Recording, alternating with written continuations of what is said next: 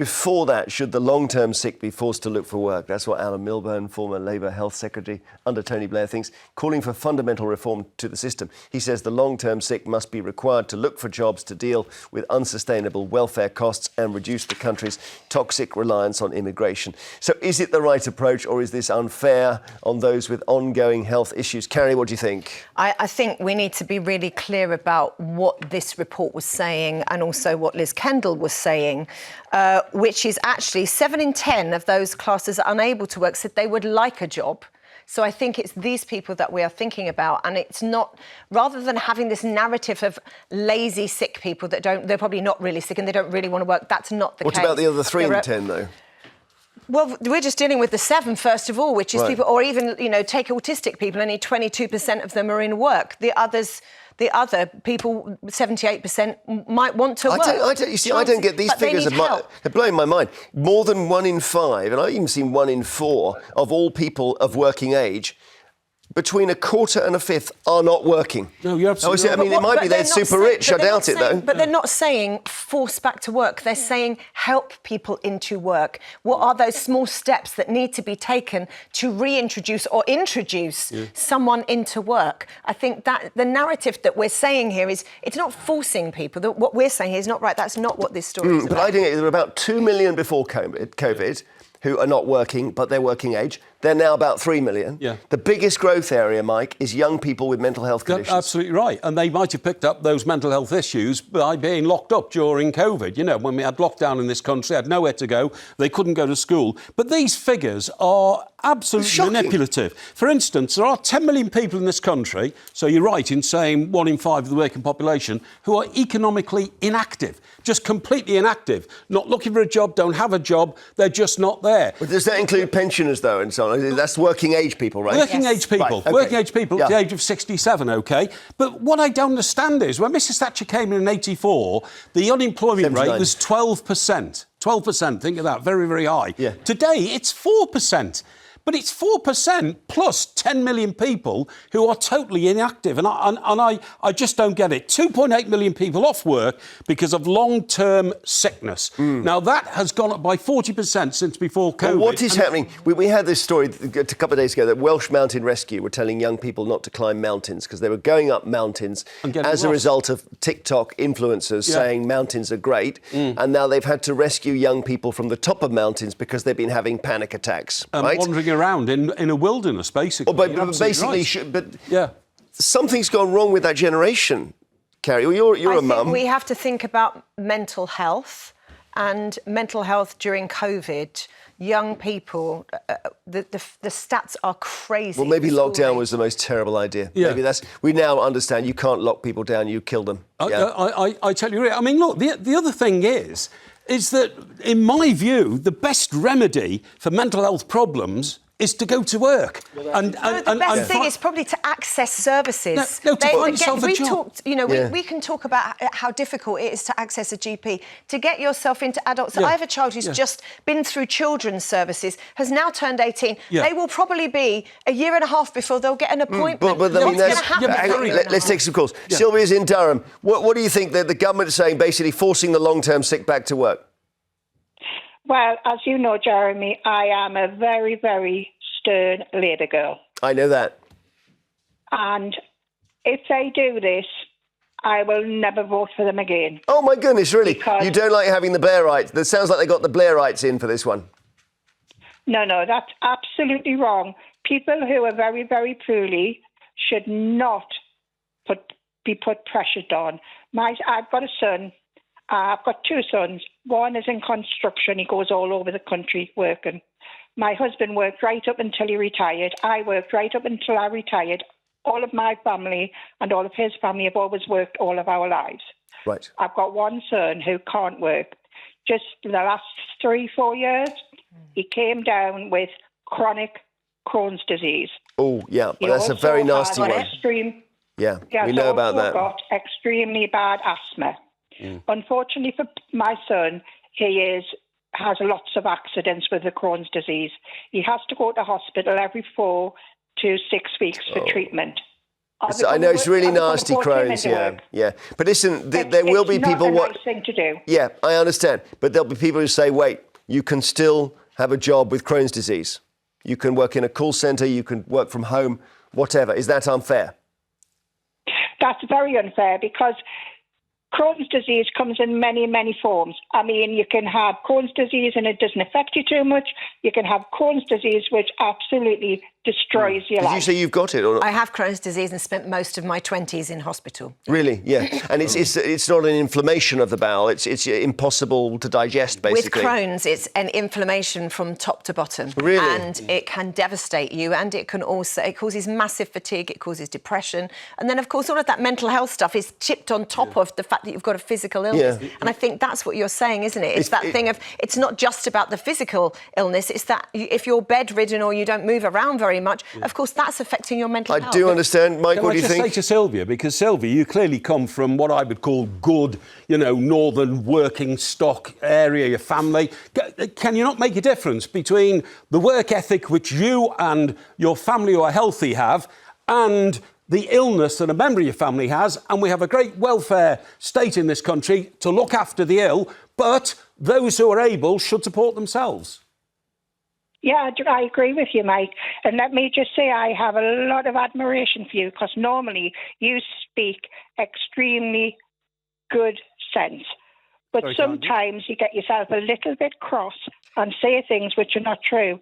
Now, some people who do not go to work or just can't get to work because they're very poorly. In their hearts, they want to do lots of things. But unfortunately, physically or mentally, they can't. OK. Yeah. But Sylvia, I just got to get to Barbara in London. Barbara, what do you think of this?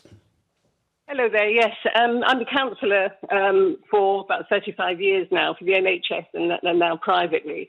I see dozens of people, especially young people, that say they have mental health difficulties when really they haven't. They're just anxious because of the ups and downs of everyday living. Yeah. And, of course, they tell each other, to claim benefits. And the benefits, of course, are there and they're quite considerable in a lot of cases. Well, when they come in to see you for counselling, do you say to them, look, shape up or ship out? Yeah, I quite often say, you don't need counselling. You're just suffering the normal anxiety is normal. Right. When you have. How do they take that, Barbara? When you say that? Sometimes they do accept it, and they're quite pleased. It's just that I think that, it's become almost fashionable to have a mental health condition, amongst young people. I mean, I do think... You don't agree? Carrie doesn't agree. Gosh, this is... God forbid anyone that I know would get you as a counsellor is all I can say. Honestly, there are people who have really serious mental health issues. How dare you belittle those people? You as a therapist should know better than to do that. Can I just say, not everybody is like that. But Barbara's talking not about people with serious mental health conditions. She's thinking about almost an epidemic of health conditions which are not serious. And there are loads of people that have... They're not going to get benefits. There's no way you'd get through a PIP. You try and go for a PIP assessment, it's really difficult. Well, you can't tell someone they haven't got anxiety. Of course you can't. And there are tons of people in this room right now and people watching who have anxiety. I doubt that there are that many people with anxiety in this room. I spoke to a doctor recently who says, Barbara might know about this, a doctor I spoke to recently said they've identified a condition they call bluesy. And they have applied this condition, bluesy, to young people confused about why they feel anxiety. And I think we need more counsellors like Barbara to talk straightforwardly to young people to reassure them that they're not ill, but they're going through life. In fairness to Barbara, who I don't know if you're still there, Barbara, you've seen these people, you know better than us. If some of them they have not got diagnosable conditions. Absolutely, and I'm not saying that. Obviously, people with very serious mental health conditions, psychotic or very severe OCD, that need help, of course, and they need to be on benefits. I mean, I'm not. You can't just say. I'm not saying everyone is like this. I'm saying but I mean, if somebody's, it's tricky, isn't it? The definition of depression is very wide now. So you might previously say you're depressed if you need hospitalisation. Yeah, that's not the definition anymore. Yeah. So Prince Harry's been depressed. Prince William's been depressed. Yeah. Everyone can tell their own story of depression. It doesn't mean they've been depressed with a capital D. But we are talking about getting back to work, and getting PIP is not easy. This is not something you can just pick up. Oh, I just fill out the form and it's done. Well, why have we got 2.8 million people on benefits then? Who are working age? Yeah. This is what I don't understand. We need to help people into work. Okay. We need to be have a supportive But that shouldn't system. be difficult, should it? There's It loads of shouldn't be, vacancies. right? I think there's 4 million vacancies in this country, you know, for jobs that need filling, and that's allied to the migrant problem, why people are coming into the country. Some of this might be about reasonable adjustments. It's about making those adjustments for people who have never worked. How do we help those people to get into work? We've got loads of calls. Barbara, thank you so much. Really interesting. After the break, we're taking more of your calls on whether the long-term sick should be forced to look for work. Graham in Glasgow, does this sound too harsh? It's a bit. It doesn't really make sense if we don't have the support to get back to work. I've been unemployed for 5 years now. I've got serious back problems, sheer ruptured disc and things like that. So I've got a lot of nerve damage. I'd love to get back to work. Yeah. But there's no... The NHS can't help me now because I've got too much work to do. Then you've got the people with the mental health problems. They don't get the support to get them back to work. Yeah. So how did they plan to do this? Does this plan to penalise people who can't work? OK, Graham, thank you. Yes, service is vital first step. Linda in Kent, what do you think? Should Labour start trying to push them back to work? Well, yes, I think they should. I've got two experiences. I have a relative who has never worked a day in her life and now gets more pension than I do. I also have a neighbour who went to school with my son. He's 46, and he tells me he doesn't know where his head's going to be in the morning, so he can't find work. He's never worked, so who's going to employ him for a start? Before anybody tells me I've got no sympathy towards people with mental health, I've suffered with mental health problems since I was 17 and spent 5 weeks in hospital. Really? So I do know what it's like. I think some of... Do you know what? Funny, I think some of... It was hard, Jeremy, to go back to work, but I went back to work. And after I had my son at 25, a few years into looking after him at home, I started to get depression again and anxiety. And my doctor said to me, go and get yourself a little job. Even if it's only an hour a day or a couple of hours a week, it'll do you good. So that's what I did. I got a cleaning job at the school where my son was. And did it help you? It did. It did help me. Because mixing with people... I've never done it again. Yeah, mixing. I mean, I think what's like interesting... medicine, Jeremy. I think some of the people who are the least sympathetic with this upsurge in depression are the ones who've suffered chronic depression themselves, like Linda, because you can't believe that this many people could have an illness as serious as you had. Am I right? That's quite right, Jeremy. I was scared when I went back to work.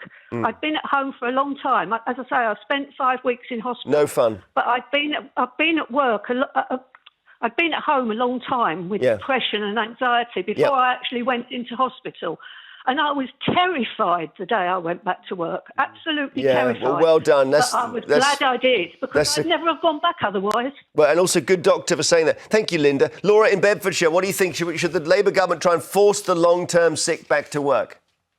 There's not a problem with the long-term sick going back to work, but you're all forgetting something, Jeremy. Yeah. I've just, over the last 9 months, I've had a double hip surgery. Great. But guess what? If I go to National Health, I'd have to wait 7 years for that operation. So I have incurred a 30 grand debt, which I'm happy to go to work for to pay it back. But guess what? My knee's gone. So I now need another operation for my knee. So wait, the 30 grand debt is the money you had to raise privately to get your hips done? Yeah. Wow. And with my physio, got back, started walking. When I started walking, my knee went. Yeah, I'm sorry. So I'm happy to work from home, but people aren't looking at the long-term waiting for operations list. Yeah, no, you're right. I mean, what are you going to do about your knee? You're going to borrow money for that? No, I can't. No, I was going to say you can't. So, what is it, 14, 15 grand? Yeah, but guess what? The employers, they're happy for. I'm getting through with the jobs, but the thing is, they're all saying to you, how long is it going to be with your knee operation? When? We want holiday cover. When, so they're all getting a bit shirty now because I can't tell them when my operation date is. Oh, Lord. I mean, I have such sympathy. Yeah, That's when people say we haven't got a private health care system. You tell Laura that. I mean, Laura, honestly, I feel so sorry for you. Yeah. Unless you are debilitated, you have no idea how isolated you are in society by not being able to move around. Do you understand what I mean? Yeah. If you can't get from A to B, if you can't even get to the bus stop because your knee's gone, you are completely floundering. Knees are a big part of morale in life. I think once the knee goes. And that really brings up the question about joined-up services, our mental health care services and our physical stuff. Stuff like social prescribing. I campaigned for a long while for social prescribing because that's the first... That? So social prescribing, you go to your GP and rather than giving you antidepressants, you go on a 6-week art course and you meet other people and you begin to socialise more and you have more purpose. Well, that's like getting a job. It fills up your time. And those things are the things that lead to a job. OK, that's what I'm saying. Marion in Suffolk, hi. Hello. Hello. Do you think they should be pushing the long-term sick back to work? Exchange pushing to encouraging, but... They tried that, it hasn't worked. No, that I'm okay. I'm retired only. I'm 77. Like Linda, I've been mentally ill since I was at school. But I'm sorry, I'm shouting. The problem is with the benefit system. Myself and a lot of others were on incapacity benefit, which is quite generous if you've been off for a year. It goes up in stages. Now, if you get yourself a job, you need an understanding employer to start off with, who's not frightened off by mental illness. But if you work for more than 6 weeks and then have a relapse, a breakdown, and need to go off sick and go on benefit again, you go on the lowest rate of incapacity benefit, which is a lot worse than the high bit. I see. Either they need to extend the 6-week period. 6 weeks isn't very long to cope with the job when you've been off sick for a long time and you're really trying. I mean, with me, I still had problems with stress, but I did manage to work. The last job, I worked for nearly 10 years and would have been longer than that. And you're retired now, are you, Marion? Yeah, retired now, but the problem is this benefit system. OK, People will try and they won't and cope for they will try and cope. Thank you very much. Yeah, someone said to me the harder it is you make it to get benefits, the more reluctant people are once they're on them to ever come off. Isn't that? And that's a really counterintuitive thing. But we haven't even talked about benefits in this part of the show so far. And the welfare system in this country is incredibly generous. £265 billion a year. Now, the lady who's just been on is of a certain age and she's getting disability benefit, but much younger people should not find benefits so attractive. OK, thank you for all your calls later.